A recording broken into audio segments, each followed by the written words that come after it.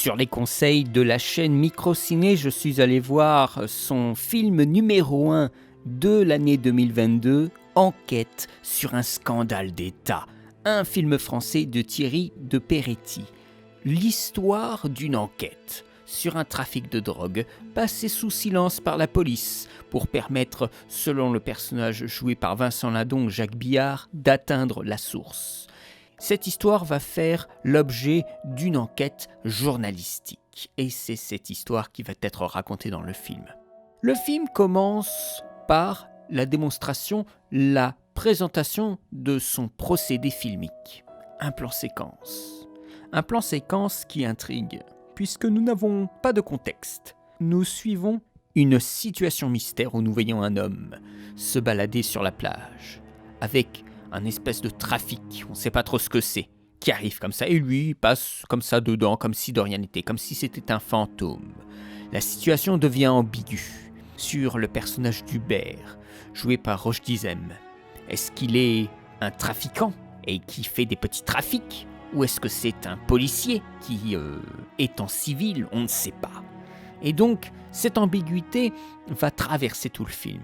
Sa circulation dans sa scène nous pose beaucoup de questions. Et la circulation même de façon plus générale des humains dans cette histoire va encore plus nous poser des questions sur le temps présent. Après, on n'aura plus vraiment de flashback.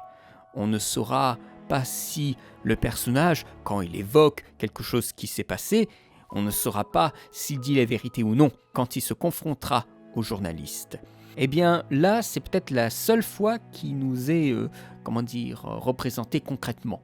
Cet arrivage comme ça de sac par la voie maritime. Et ça remet en cause presque ce doute qui va s'installer dans le film.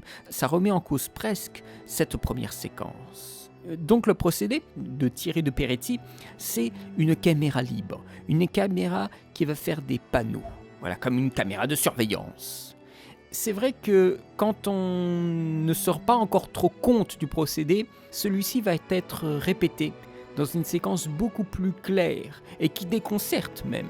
C'est une séquence de concert où nous voyons le personnage de Stéphane, joué par Pio Marmaille, dans un concert comme ça où il écoute, il s'amuse et tout ça. Et la caméra, eh bien, elle ne le suit pas. Elle panote. Elle panote sur des personnes sans importance. Je me rappelle au moment où je l'avais vu, je me suis dit, mais la caméra, qu'est-ce qu'elle fout ?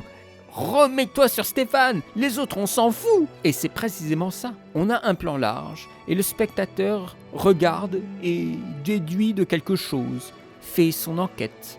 Et la caméra repanote, se replace sur Stéphane comme s'il n'était pas le centre de la fiction, comme si la caméra faisait son propre travail détaché de la situation racontée. Par conséquent, le spectateur fait sa petite enquête interne.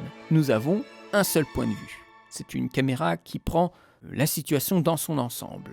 Elle ne se place pas d'un côté des deux parties. Un peu comme l'intrigue d'ailleurs. Cela permet de se libérer de l'intrigue, du pitch, de faire un pas de côté par rapport aux journalistes qui vantent leurs articles un petit peu comme des fictions, dans la séquence où ils sont en train de parler des différents sujets. Thierry de Peretti est un metteur en scène de théâtre. Et là, nous comprenons pourquoi le procédé de la caméra est assez inédit. C'est une captation d'un texte. Après, il faut jouer sur la justesse de la prise. Et il y a eu une post-synchronisation très importante, notamment pendant la fête. À un moment, il y a une fête où les personnages se parlent, et là, il y a eu tout le son qui a été refait. C'est très impressionnant. Cette caméra nous invite à voir une gymnastique des regards vis-à-vis d'un refus de chant contre chant. Ce n'est pas simplement binaire, mais on veut convaincre l'autre, convaincre progressivement. Toutes les personnes du film ont les raisons de faire ce qu'ils font dans le film. Et ils ont toujours quelque chose à proposer à l'autre personne.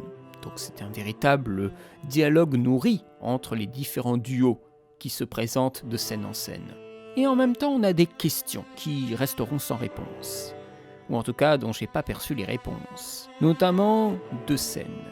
Une scène avec Jacques Biard qui arrive la nuit à un endroit pour parler à quelqu'un, et la caméra est d'assez loin, on ne sait pas trop ce que c'est, on ne sait pas trop qui c'est, si c'est un truand, un policier, un indique, on ne sait pas.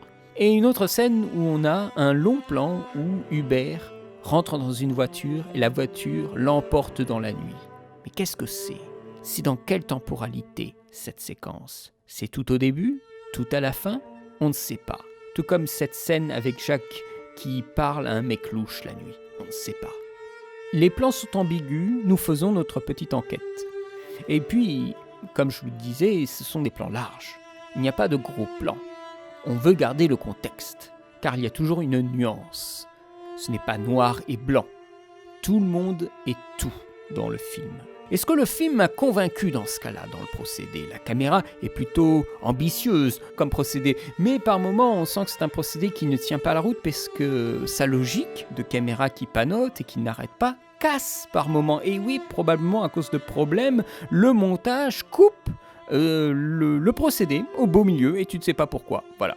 Donc il y a une petite faiblesse à ce niveau-là, donc c'est pour ça que moi peut-être je n'ai pas été purement emporté. Déjà le temps de comprendre de quoi il s'agit, ce n'est pas facile du tout. Est-ce qu'on a finalement une réponse ? Non, on n'a pas vraiment une réponse. Le film ne se termine pas avec la résolution des affaires, mais il y a des choses en suspens. On n'avance pas vraiment. On laisse de côté l'ordre narratif. Et le film est clairement anti-histoire, anti-scénarisation. C'est peut-être pour cela qu'il est remarquable dans l'année 2022. C'est un film qui n'est pas sur un moment clé ou une information qui est capitale pour le spectateur, même si il y a beaucoup de personnes qui bavardent.